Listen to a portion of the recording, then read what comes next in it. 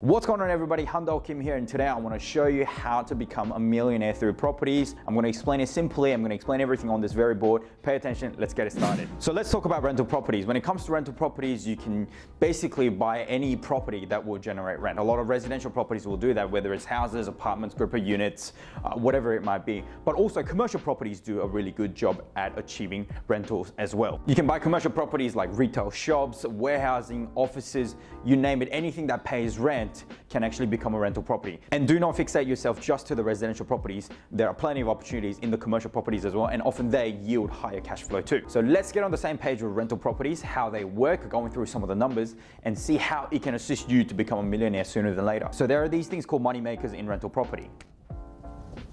There are 4 money makers that you need to pay attention to in rental properties, and having all 4 of them is the key to making your rental properties as successful as possible. Okay, and the first one that you're going to be looking at is cash flow. So the cash flow is extremely important. That's the money that you're going to make month to month by owning a rental property. This is the money that you're going to get after paying all your costs. And this is going to be the money that you're going to end up with. There's a lot of buzzword out there, things to do with negative gearing and things like that. Well, in this situation, we're looking at positive gearing. So by owning the property itself, after cost, you're actually going to make extra money, and you're going to be looking for this in a rental property. And especially when it comes to cash flow, considering commercial properties is one of the best ways to invest your money for cash flow, because the returns on commercial properties often are much higher than your residential counterparts. So don't be closed-minded when it comes to investing in property, that residential is the only way to go. Yes, people talk about residential a lot more than commercial, but on my channel you get to hear more about that. So do take that as extra information and consider commercial properties when it comes to investing in rental properties and getting a better cash flow than your residential investments. Second moneymaker that you're going to look at is capital growth.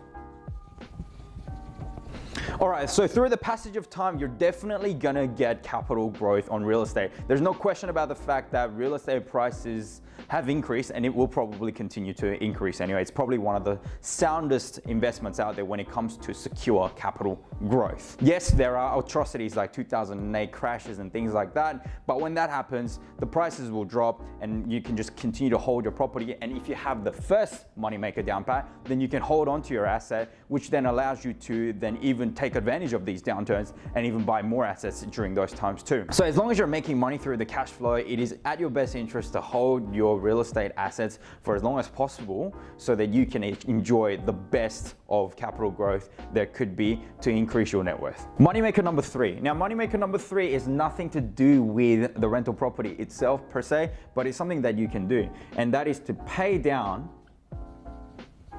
the principal. Okay, what does that mean? That means you are actually reducing your principal loan amount by putting more money towards your loan. So when you buy property, you'll probably get a deal where you get a loan and you will pay a certain sum of money every month. Now, as you do that, that sum of money will pay the interest, but it will also pay down the principal as well. And as time passes, the amount at which you actually pay down the principal actually increases. So in the first year, the amount that you'll pay down the principal is a lot less versus the 30th year when you can actually be paying the entire principal off on the property. All right, so number 4 on the moneymaker is the tax benefits.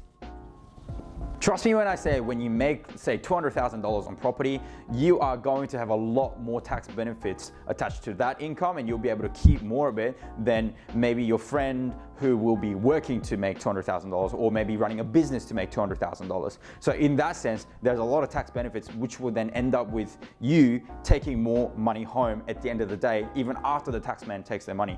If you are watching this from Australia, well, that's even more beneficial for you because Australia has one of the highest tax brackets ever. But for the purpose of this video, I would not go to detail about how the tax benefits actually form. But some of the keywords that you want to be looking out for is depreciation, any other write-offs that will be attached to owning rental properties. So what does this all mean? Let's actually put some numbers behind all of this together, and let's actually identify what it actually looks like for you to make $1 million using these features on a rental property. So let's say you bought a house for $100,000.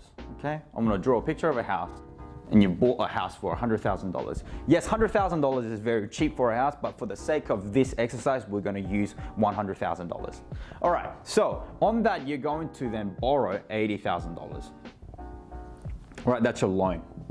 Okay, so on that, you are going to make a monthly income of around about $300 a month after costs, after all expenses. I'm not going to go through the numbers today, but that is a very realistic number that you can effectively generate on a property of this nature.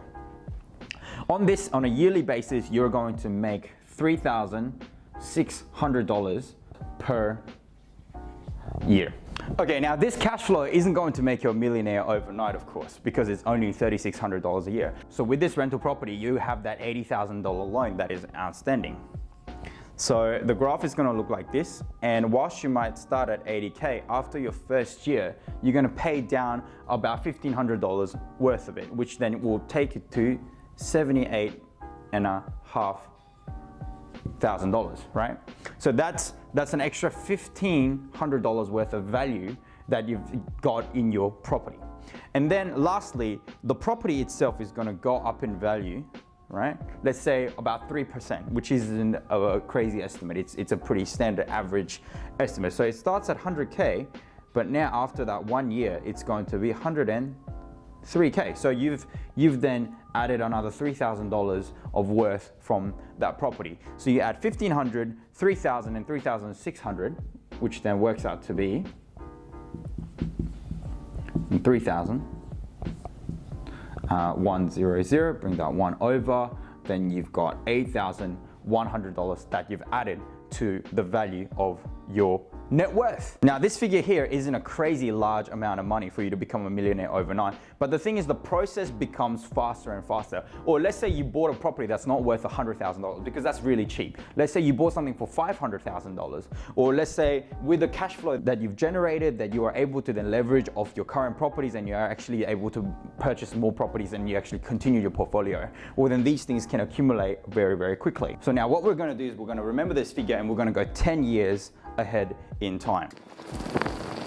So what's going to happen is that we're going to have a graph where the value of the property is increasing and the loan that you have is decreasing, right? Because you're paying down the principal, which you went through before.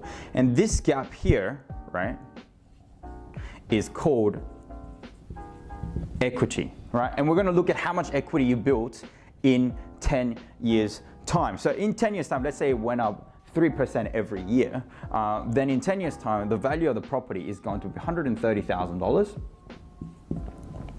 And your outstanding loan amount should be $60,000, right? So that gap there is $70,000 worth of equity, right? And you've obviously made this much money every year, so that multiplied by 10 is $36,000.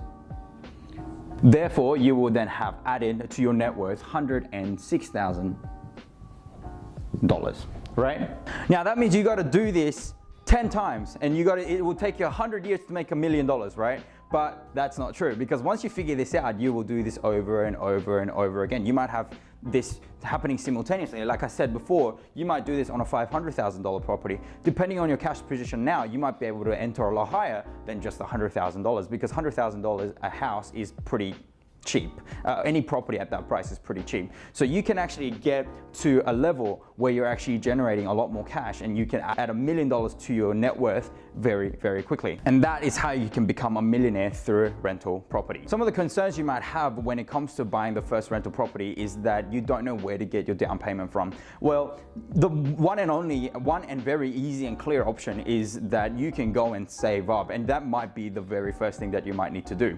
All right, but that is a good start to actually buying yourself something cheap. You don't have to start really expensive, but you can start with something very in a low cost. There are other ways such as private equity raising. You can also deal with partnerships and by identifying good opportunities, or you can do other creative things like adding value to your property so that you can build equity much quicker. For example, in a residential property, that may mean that you do some physical renovations to the property that adds value to the property itself. Or if you're looking at commercial properties, then you can look at expanding your cash flow so that your property's capital value can go up there as well. Another concern that you might have is, how do you know you have a good enough deal? Well, let's look at the model that we looked at today. If you're returning these kind of percentages on a particular property that you're looking at, well then that's a good start. Anything better than that would actually be considered quite reasonable. Also do a bit of market research. The easiest thing you can look at is how much properties are selling for, and also how much properties are renting for. Those are the number one things that you should be looking at in this market. So that's one analysis that you can do. Start with a budget that is comfortable with your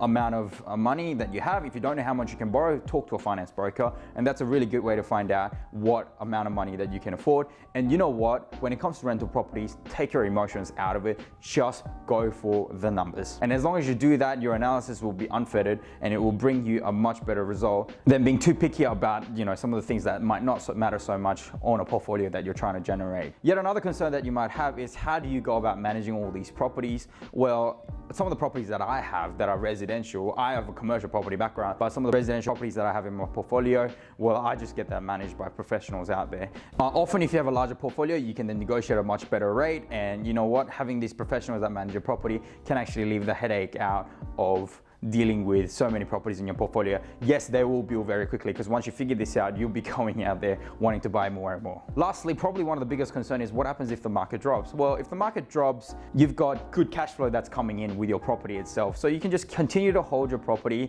And obviously when a lot of properties come out to market for sale, that means you can grab these properties for cheap now. And then you can just hold on to them when a much better day comes along, and you would have built all that net worth to your name. So it's actually quite plausible to become a millionaire through property itself. You just got to find the properties that will actually generate you more cash, where equity will build over time as well. Okay, understanding how to pick properties is a skill of it in itself, but pay attention to this channel and you'll become an expert in no time. Do look at commercial properties, because that's one of the best vehicles to become very, very wealthy very, very quickly as well. Build a right team around you and understand the market, understand the upsides, understand the value in the properties that you're investing in. Don't always go for the shiny and the beautiful and the nice aesthetic properties, but be more focused on the numbers and you'll be on your way to becoming a millionaire in no time. So continue to educate yourself on how to invest in properties, whether it's residential or commercial. And if you like this video, please give us a thumbs up, make sure you subscribe and press the notification bell so that more and more people could be reached with this message. Thank you so much for tuning in, and I'll see you next time. Thanks.